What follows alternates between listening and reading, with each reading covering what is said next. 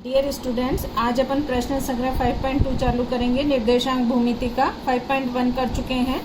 मध्य बिंदु का सूत्र। मध्य बिंदु, जब ये P और Q एक रेखाखंड में बिंदु M मध्य में है तो कौन सा सूत्र लगेगा। ये जो दो बिंदु होते हैं निर्देशांक, एक अक्ष, एक पहला जो बिंदु होता है वो X और दूसरा होता है Y। तो ये हो गया X। अगर कि ये M अनुपात M और N अनुपात में विभाजित करें रेखाखंड को तो ये x m x2 plus n x1 बटा m प्लस n, यहाँ पे m y के लिए होता है m y2 plus n y1 m plus n। ये कब होता है, जब m रेखाखंड को m अनुपात n में विभाजित करता है। ये विभाजन सूत्र कहलाता है। परीक्षा में 1 नंबर में पूछा जाता है। तो ये और मध्य बिंदु M के निर्देशांक क्या हो जाएंगे, x1 प्लस x2 बटा 2, y1 प्लस y2 बटा 2। इसे मध्य बिंदु का सूत्र भी कहते हैं। ये सारे सूत्र याद कर लेना, 1-1 नंबर में पूछे जाते हैं।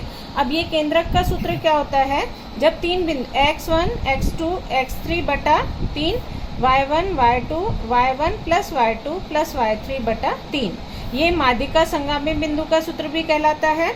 जब त्रिभुज के शीर्ष बिंदु को हम तीन शीर्ष बिंदु हैं, 3 शीर्ष बिंदुओं से जब माध्यिका खींची जाती है तो जो संगामी बिंदु होता है उसका सूत्र x1 plus x2 plus x3 बटा 3, y1 plus y2 plus y3 बटा 3।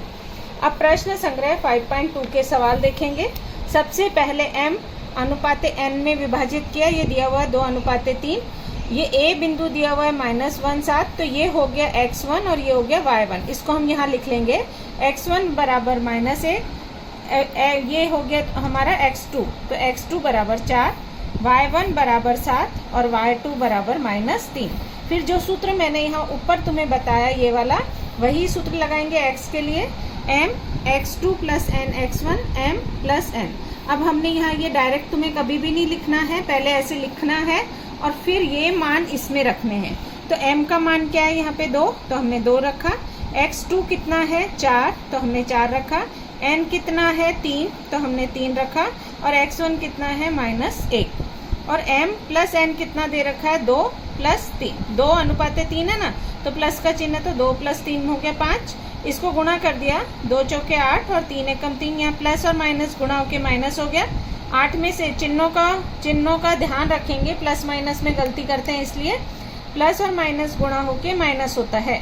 अब ये 8 में से 3 घटाया, 5 आया, 5 बटा 5, तो ये आ गया 1। अब दूसरा y निकालेंगे। अब m y2 plus n y1 m plus n। m हमने हमारा m कितना दिया हुआ है 2, तो हमने 2 लिखा। y2 कितना दिया हुआ है -3, तो -3 लिखा।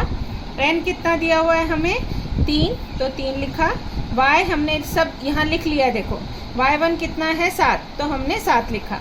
इसके बाद में गुणा किया, 7 दिया 21, तो 21 आया। 3 दूनी 6, यहाँ पे भी चिन्हों का ध्यान रखेंगे, ये प्लस में ये माइनस, प्लस माइनस गुणा होके माइनस होता है। 21 में से 6 घटा दिया, 15 बटा 5, 5 दिया 15, तो ये आ गया 3। अब हमारे पास x कितना आया 1 और y आ गया 3। तो जो हमारे P बिंदु का निर्देशांक आ गए 1 और 3, x का पहले लिखेंगे, y और उत्तर इस तरह से पूरा वाक्य में लिखना है।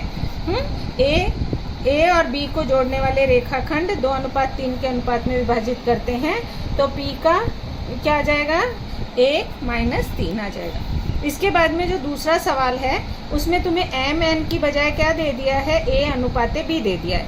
तो जो सूत्र है वो वैसा ही रहेगा, लेकिन m की जगह a लिख देना, n की जगह b लिख देना, तो ये हो गया a प्लस b।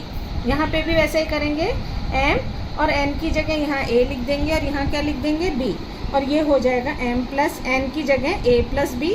क्योंकि ये इस सवाल में, दूसरे में 3 सवाल हैं, तीनों में तुम्हें a की जगह m की जगह a लिखना है और n की जगह b, और जैसे हमने पहला सवाल हल किया है वैसे ही हल कर लेने हैं सवाल। इसके बाद में तीसरा सवाल देखेंगे। तीसरे सवाल में बिंदु दिए हुए हैं रेखाखंड के P T B।